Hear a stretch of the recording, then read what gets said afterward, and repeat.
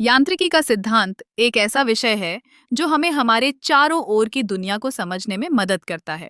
जब हम किसी वस्तु को उठाते हैं या उसे धक्का देते हैं तो हम वास्तव में यांत्रिकी के नियमों का पालन कर रहे होते हैं। आइए इसे और गहराई से समझते हैं। यांत्रिकी के दो मुख्य भाग हैं, क्लासिकल मैकेनिक्स और क्वांटम मैकेनिक्स। क्लासिकल मैकेनिक्स, जिसे न्यूटन की गति के नियमों के माध्यम से समझा जा सकता है, हमें बताता है कि कैसे वस्तुएं गति करती हैं। न्यूटन के पहले नियम के अनुसार एक वस्तु तब तक स्थिर रहती है या एक समान गति से चलती रहती है जब तक उस पर कोई बाहरी बल न लगे। यह सिद्धांत हमें यह समझने में मदद करता है कि जब हम किसी गेंद को फेंकते हैं तो वह क्यों आगे बढ़ती है और फिर रुक जाती है।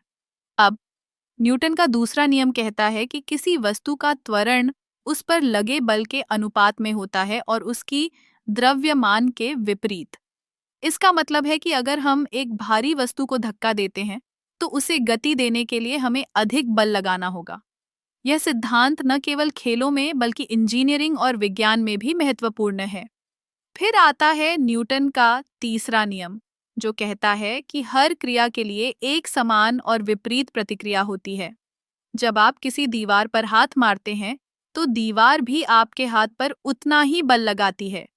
यह सिद्धांत हमें यह समझाता है कि हर क्रिया का एक परिणाम होता है, चाहे वह सकारात्मक हो या नकारात्मक।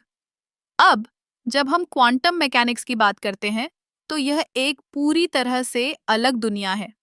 ये हमें बताता है कि छोटे कण जैसे इलेक्ट्रॉन कैसे व्यवहार करते हैं। क्वांटम सिद्धांत में कणों की स्थिति और गति को सटीकता से नहीं मापा जा सकता। यह हमें यह समझाता है कि हमारे ब्रह्मांड में अनिश्चितता का एक तत्व है। यांत्रिकी का यह सिद्धांत न केवल भौतिक विज्ञान में महत्वपूर्ण है, बल्कि यह हमारे रोजमर्रा के जीवन में भी लागू होता है। जब हम गाड़ी चलाते हैं तो हम गति, बल और द्रव्यमान के सिद्धांतों का उपयोग करते हैं।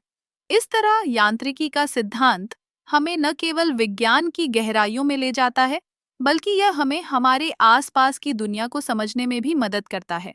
ये एक अद्भुत यात्रा है जो हमें यह सिखाती है कि कैसे सरल नियमों के माध्यम से हम जटिलता को समझ सकते हैं।